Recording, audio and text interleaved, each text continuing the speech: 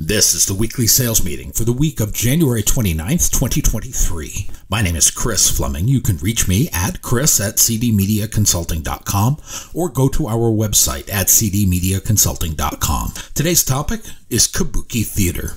At one time or another, we have all been involved in a game of charades. Whether as a child playing with friends, as an adult at a party, or in the workplace dealing with difficult or unpleasant people.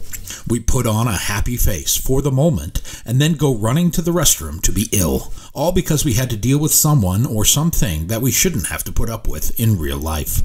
The charade itself is designed to protect our fragile egos. It is a protective mechanism to limit the damage to our self-esteem. By definition, a charade is an absurd pretense intended to create a pleasant or respectable appearance. We have all acted in this play. We have done it in both our personal and professional lives. Our belief is that we are helping ourselves with this facade. We feel better in the short term, but in the end it creates more harm than good. We learn this practice of theater and drama at a young age. We begin practicing at the dinner table. Families, many dysfunctional, will still get together and pretend everything is okay. We are taught not to bring drama to the dinner table. The actor Michael J. Fox said it this way: "The oldest form of theater is the dinner table. It's got 5 or 6 people, a new show every night, same players, good ensemble, the people have worked together a lot." Think about those times when you've been involved in this show's production. Sometimes you are an actor, other times the director. Like when you go to that relative's house for a holiday meal and you all pretend to be nice to each other. Meanwhile, the other 364 days a year, you tear each other down. This is the theater we are talking about. Instead of showing our true feelings, we bury them to keep the peace. Some have been encouraged to keep quiet so we can get through dinner and be done with it for this year. I'm not saying I know someone this has happened to, but I know I can picture the scene.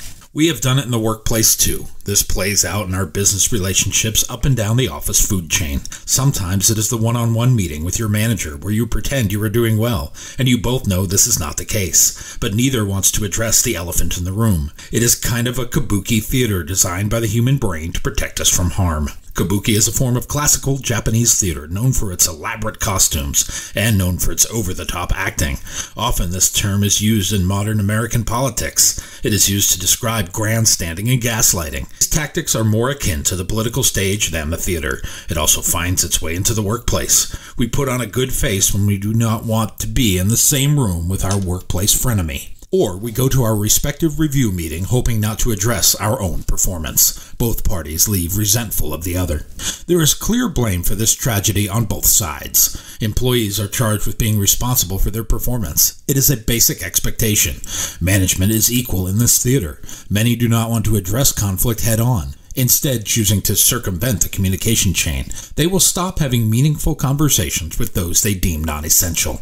They find pathways to avoid using the person they claim is the problem, to the point that others in your company will notice this avoidance, and they will begin to practice the same treatment. It marginalizes and minimizes the contributions of some team members. It creates a microcosm of dysfunction that could cripple any team. The best course of action is to deal with the issue head-on with the truth.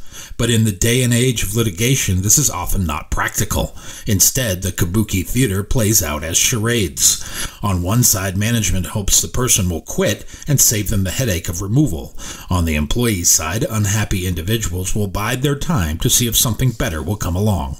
And if you're an employee, you owe it to yourself to have an honest assessment of your own performance. Did you give it your full effort? No, really. Was it your full effort, or was it half-hearted because you no longer believe in the vision? Or you never did? It was a job. If so, that's okay. But you have to be honest about that. If you are in management, congratulations. You have contributed to the mass wave of quiet quitting. This is how it starts. It starts with a lack of transparency and honesty. This lack of honesty is the main player in this theatrical workplace production. It exists on both sides of the ledger. Both employers and employees engage in the theater of deception. It starts in the interview process with a lack of transparency. Employers don't want to tell the employees how much they're willing to pay to employ them. Employees don't want to tell employers what they need to take the job. The gamesmanship starts at that stage. I don't think it ever improves from there. Norman Vincent Peale was best known for popularizing the idea of positive thinking. His 1952 book, The Power of Positive Thinking, was a bestseller. He said promises are like crying babies in a theater. They should be carried out at once. What if we started the employee-employer relationship from a basis point of truth? How would that change the theater production of the future? The most important dancer of the 20th century was Martha Graham. She was responsible for the Graham technique. She reshaped American dance. Her method is still taught worldwide. Talk about making your mark on the world.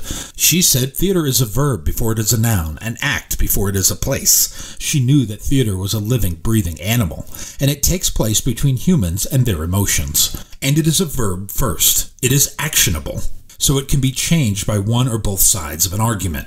Employees and employers need each other. On the employer side, the charge is to create a safe, productive, yet challenging work environment. On the employee side, it is to execute to your fullest abilities the needs of the employer. But it doesn't stop there. Full functioning organizations, one with limited turnover and satisfied employees, pay attention to the changing needs of their people. They exhibit open and honest communication and ensure everyone understands the role they play in the success of the company. Dysfunctional ones engage in the practice of withholding information and deception. If you are not sure which one you have, take a look at your employee satisfaction and turnover ratio. If you have high turnover and low satisfaction, it is not your employee's fault. Evaluate your situation, no matter what side you are on. Does your employer value you as a contributor to their success, or are you another name on a spreadsheet? Do you know what role you play in the success of the organization? When was the last time someone thanked you for your efforts? If things are not what you would like them to be, speak up. If you're on a healthy team, this should be encouraged. If it is not, you already have your answer of what your next move should be. As an employer, what are you doing to make your workplace better for your people? Do they understand what role they play in the success of the organization? What are you doing to recognize those that do well? How are you dealing with those that are underperforming? If you are letting the underperformers hang around without course corrective behavior, this is the theater we are talking about, and akin to sanctioning this behavior, normalizing it for everyone. While we can put on a happy face, I think I am incapable. In Shakespeare's Hamlet, the protagonist said to Ophelia, "God has given you one face, and you make yourself another." I tend to wear my displeasure on my face. If I don't like it or don't agree, I will let you know. My wife will often tell me, "You are making that face," and I will tell her, "It's the only one I have." Humor aside, some are incapable of masking their feelings. It should not be necessary to hide what one is feeling. Our jobs are often that, jobs. If it was meant to be 100% pleasure, it would have been called fun or vacation. Instead, it's called a job. But shouldn't we derive some joy from it? We spend more than half our lives working. Should it be spent on something we enjoy doing, at least to some degree? As my grandfather told me when I was 4, find something you love to do, and then find some idiot to pay you for it, even if that idiot is you. Otherwise, your chances of being miserable will go up, and you will end up playing this game of charades or kabuki theater. And what good comes of that? My new book, You Can't Lead from the Back of the Room, Nor Should You, is now available on Audible as an audiobook download. If you like what you have heard here today, please consider downloading a copy or two. You can always send one to a friend. Go to cdmediaconsulting.com right now and follow the instructions to order.